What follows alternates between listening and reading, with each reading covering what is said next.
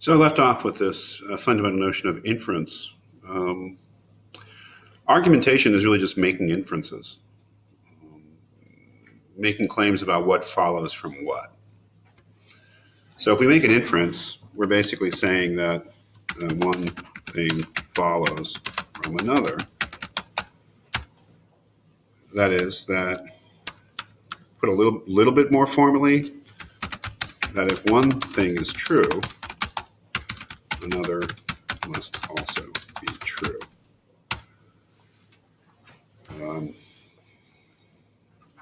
If we look at the premises of this argument, that all men are mortal, which is a given, an assumption. The second premise, that Socrates is a man, which is also a given. It follows that Socrates is mortal. That is, if all men are mortal and Socrates is a man, then he must be mortal. What I've basically done there is made an inference. That is, that one thing follows from another. That if one thing is true, in fact, if two statements in this case are true, then another must also be true.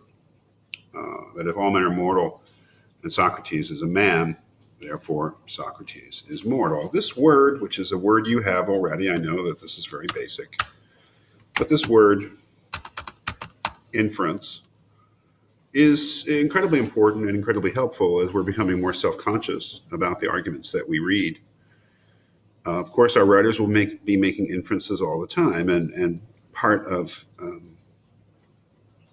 what we do, much of what we do, is to ask ourselves whether those inferences are really correct.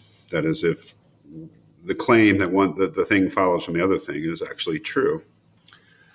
So we make inferences. We reasoners, we make inferences. And correct inference is a matter of recognizing implication.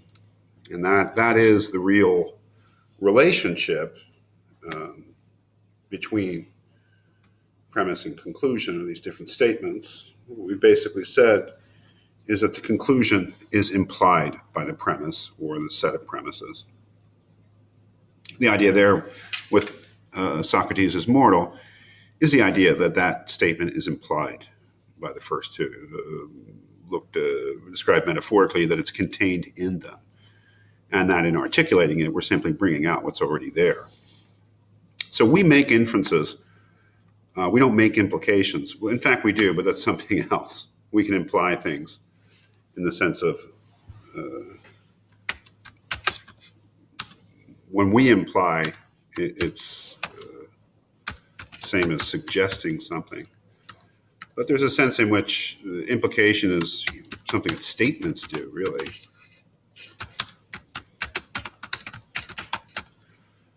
The implication is the idea that one statement implies another, or that if one statement is true, or a set of statements, more commonly, that if one set of statements is true, that something else must be true. Any number of things, actually, but at least one thing must also be true. So that's, again, I know that these are words you already know, you're familiar with, and maybe familiar with in much more rigorous contexts of science, mathematics, and logic. But it does us good to keep in mind these fundamental notions of inference on the one hand, which is basically making a judgment.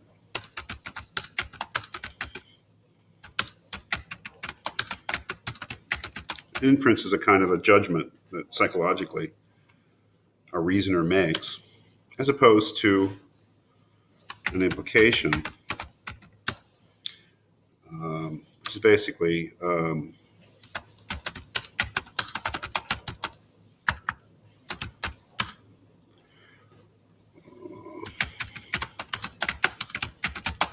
it's a relation between statements. So that's really fundamental, I know, but it's something to keep in mind. And we're not exactly building vocabulary in this course, but there's a certain vocabulary that's good to keep have at the ready. An inference, implication, just as premise, conclusion, and argument. I'll make a list of all these key words for you to review, but these are the keys so far, and would be in any reasoning course, any informal logic or critical thinking course is what we're doing. Inference is a psychological judgment. We make inferences. We claim that one thing follows from another. Sometimes those inferences are valid, and sometimes they're invalid. That is, if we make an inference that one thing follows from another, and indeed it does follow from it, then that's a valid inference. If we make an inference that one thing follows from another, and in fact it doesn't, that's an invalid inference. So validity is a property of arguments.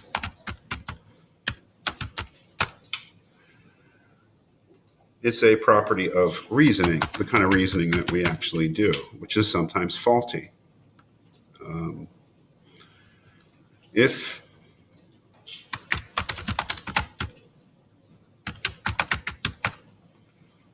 the conclusion or conclusions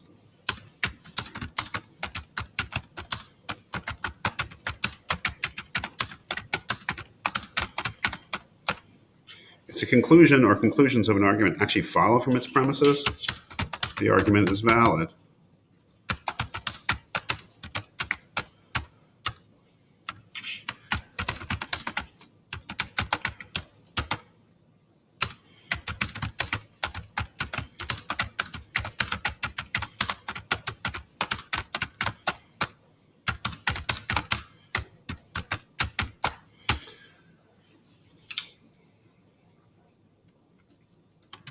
So one of the key tools that we use to evaluate arguments is validity. We ask whether those arguments are valid, which basically asks whether the conclusion or conclusions of an argument actually do follow from the premises. Now, of course, it's true, and any elementary logic course or critical thinking course would point out that an argument can be completely valid, but be an atrocious argument.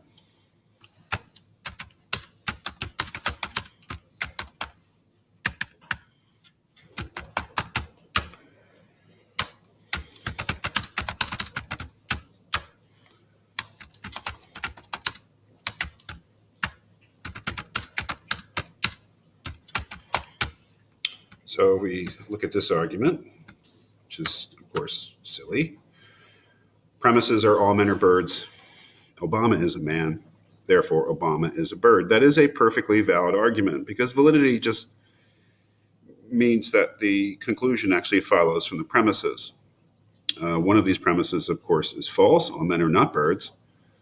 So the conclusion, although it follows from the premises, is completely untrustworthy because one of the premises is obviously false, but it is a valid argument. This argument is valid, but it is not sound.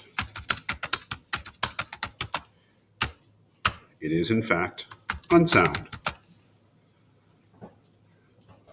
It's valid, but unsound. Well, what is soundness? Soundness in an argument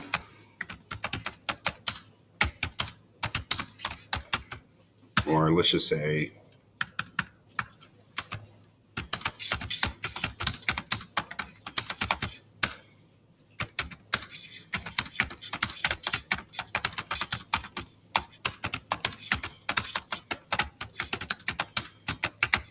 an argument is sound when all of its premises are actually true and its reasoning is valid.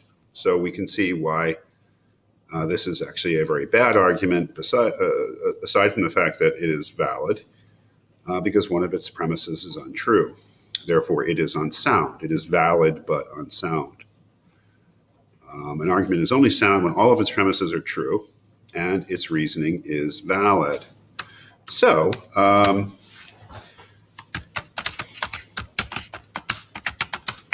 we know that bad arguments come in different forms.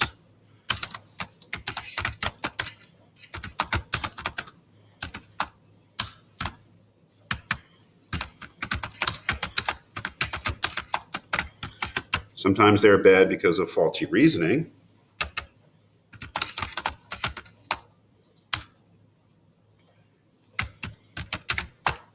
and therefore they're invalid. Sometimes they are bad because the premises are either outright false or at best doubtful. So an argument, and this is pretty common in terms of our own critique of the arguments that we'll read together during this course. Sometimes there will be bad reasoning, and we probably will be led to reject some arguments because they are invalid. But my suspicion is that more often we will either reject or consider an argument to be weak because its premises are either false or its premises are at best doubtful.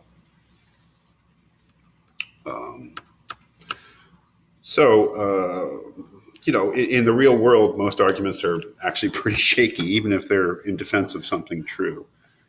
But let's say that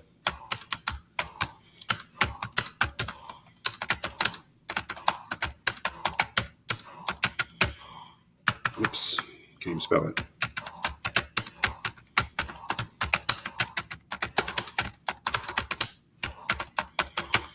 Say one of our premises is the USA is under dire threat from illegal immigrants flooding over the border. And we'll say that we conclude from that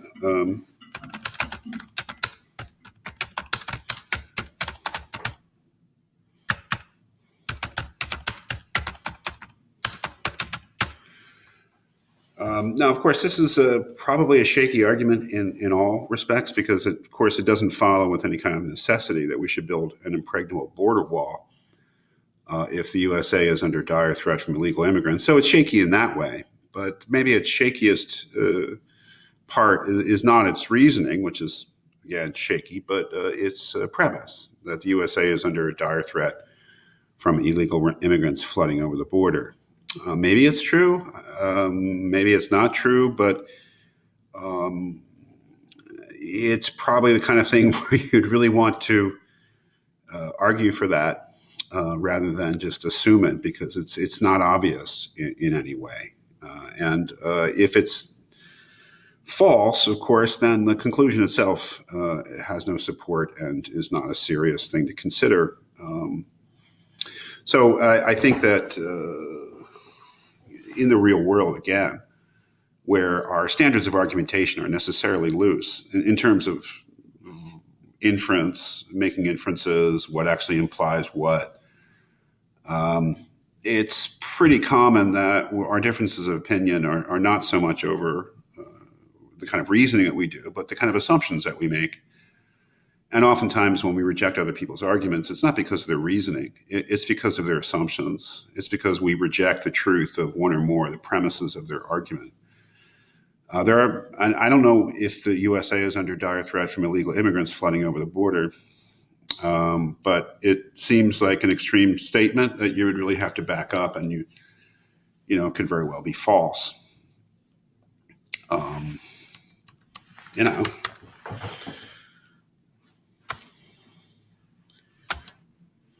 I mean, if you said that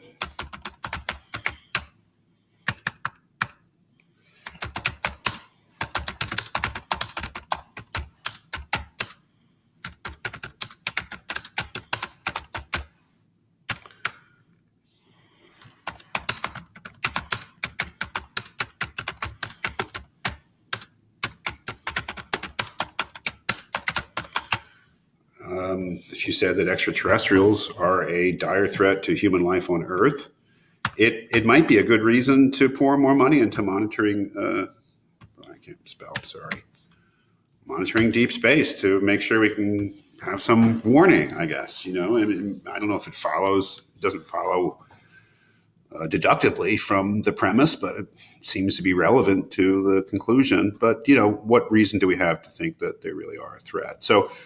Those are just some extreme examples of arguments being bad, not because their reasoning is bad, so much as because their premises are probably false or doubtful at best. So we're looking, when we evaluate the arguments that we're looking at, none of which will be as clumsy or silly as the ones I've given you. They'll be real arguments made by smart people who, in fact, probably are sometimes wrong, but that's okay. Smart people are wrong. Ultimately, when we evaluate these things, we're looking for soundness.